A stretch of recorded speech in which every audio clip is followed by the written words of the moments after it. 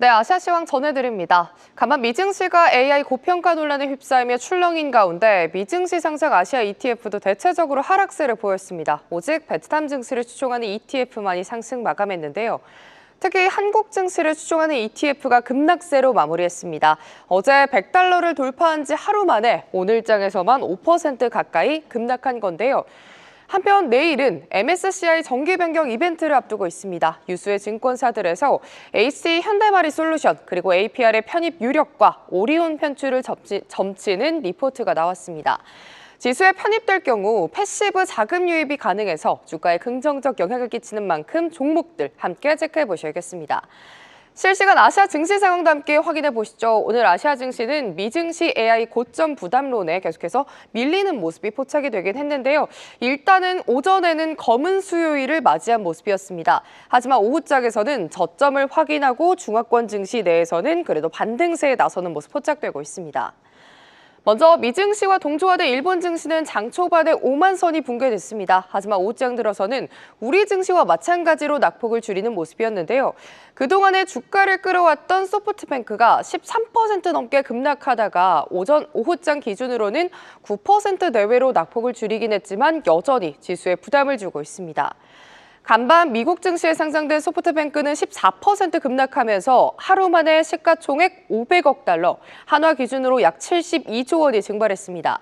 이 밖에 오늘 일본 증시에서는요, 칩 관련주 어드반테스트도 7% 넘게 급락하면서 지수를 끌어내리고 있죠. 이 시각 현재 다시금 5만 선을 회복한 일본 증시는 2.6%대 약세 보여주고 있습니다. 아시아 증시 내에서 그나마 견조한 증시는 바로 중국입니다. 개장 직후에도 0.5% 내외로 하락했고요. 오후장 들어서는 양전에 성공한 모습 확인되고 있습니다. 아무래도 그동안 꾸준히 우하향한 점, 또 미국과의 커플링 효과가 덜하고요. 여기에 대미 관세, 1년 유예 소식까지 들려줬습니다. 이에 불확실성이 해소되면서 상대적으로 강한 모습 보여주면서 오늘 상해 종합지수 0.17% 상승한 3,967선에서 거래되고 있습니다. 홍콩 역시도 오늘장 지지부진한 흐름 보여줬습니다. 장 초반 1%대 급락세를 보여주다가 이 시각 현재는 낙폭을 거의 다 회복한 모습이고요. 25,906선에서 0.1%대 그리고 베트남 VN 지수가 상승 전환에 성공하면서 0.2%대 빨간불 켜내고 있습니다. 이어서 한국 증시에 상장된 아시아 증시 추종 ETF도 함께 살펴보시죠. 아무래도 아시아 증시가 하락 중인 만큼 상승폭이 그렇게 크진 않지만 그래도 중국에서의 태양광주가 부각되면서 관련 ETF 4%대 상승세를 보여주고 있고요. 오늘은 대부분 차이나 관련주들이 1위에서 3위까지 차지했습니다.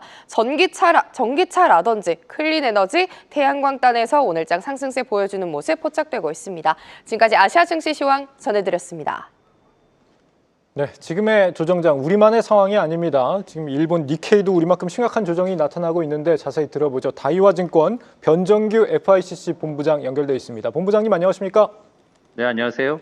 네, 이 AI 버블 리스크가 지금 전 세계적인 조정장을 만들어내고 있습니다. 일본 증시 내에서도 AI 버블 리스크를 좀 우려할 부분이 있을까요? 네, 오늘 보시면은 일본의 반도체주들, 도쿄 엘렉트론, 애드밴테스트 이런 주도주들도 이제 빠지면서 일본도 AI 버블론에서 예외는 아니다 이렇게 볼 수가 있겠고요.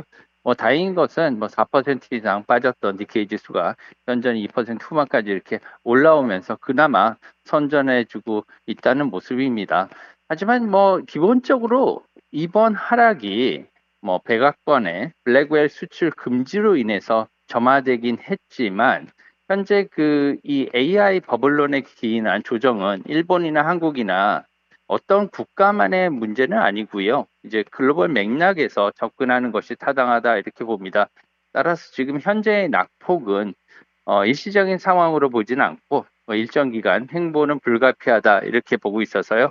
성급한 매수보다는 시간을 두고 좀 관망하는 게 좋지 않을까 이렇게 봅니다. 특히나 최근에 금리 인하 기조를 낙관했던 주시장이 미국 연준의 금리 인하 기조가 중단될 수 있다는 그런 우려가 나오고 있지 않습니까?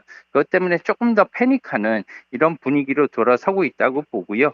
이제 앞으로 AI가 엄청난 투자와 비용이 필요할 텐데 금리 인하 기조가 좀 중단된다면 AI 기업들의 투자 비용이 그만큼 더 늘어날 수가 있습니다. 따라서 이제 향후 일본의 AI 관련주들도 글로벌 수요 그리고 기술 경쟁력, 투자 리스크 등 앞으로 주가의 변동성이 이러한 논쟁 때문에 조금 더 커질 수 있다. 이렇게 보시고 유의해야 될 것으로 봅니다. 네. 일시적이진 않다라는 말씀입니다. 리스크 회피 심리가 지금 달러 강세를 유발하고 있습니다. 가뜩이나 지금 BOJ 금리 동결과 함께 약세를 보이고 있는 엔화인데 말이죠. 앞으로 이 환율 방향은 좀 어떻게 보고 계십니까? 네, 환율이 요새 많이 변동성이 크죠. 최근에 이제 달러가 강세로 전환을 하고 있습니다. 이제 달러 인덱스가 오랜만에 100선을 돌파했는데요.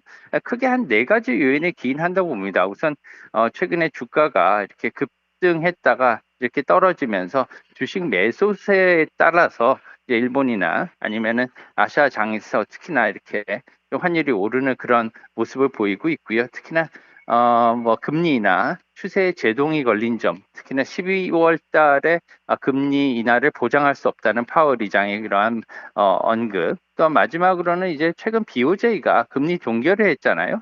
이 때문에 지금 엔화 약세가 더욱 이렇게 강하게 유발되는 그런 요인도 있습니다. 뭐 특히나 일본의 체감 물가가 아직도 오르고 있고요. 엔화 약세가 지속되는데도 불구하고 BOJ는 좀 무리인 듯하게도 최근에 이제 기준금리를 동결했는데 추가 금리 인상에도 지금 향후에 12월 달에도 신중한 태도를 보이고 있습니다. 이거에서 이제 다카이치 정부가 들어서면서 일본 은행도 같이 발맞춰 간다. 이제 완화적인 통화 정책 기조에 이제 맞춰준다 이렇게 이해하면 편할 것 같고요. 문제는 이러한 BOJ 완화적인 통화 정책 기조가 엔화 가치를 약세를 지속적으로 유발한다는 것이죠. 그래서 뭐 어제는 한때 154엔까지 돌파했는데요. 오늘 이제 153엔으로 좀 낮아진 그런 상황이고 이렇게 낮아진 것은 명시적인 발표는 없었지만 일본 은행도 어느 정도 조금 개입이 있었을 가능성도 있습니다. 따라서 이제 현재 그러한 그 뭐 재정 불안으로 인해서 인플레이션 우려에도 불구하고 금리 인상을 미룬다면 올해 말 엔화는 160엔도 뚫고 갈 수 있는 그런 가능성을 배제하지 못하는 상황입니다. 따라서 미국발 AI 증시 조정이 만약에 더 길어진다면 현재 상황에서 증시에서 자금이 더 빠져나가기 때문에 엔화나 원화나 이러한 약세 추세는 더욱 빨라질 수 있음에 유의하셔야 될 것 같습니다. 네. 본부장님 오늘 말씀 잘 들었습니다. 감사합니다. 감사합니다. 네, 다이와증권 변정규 FICC 본부장과 함께했습니다.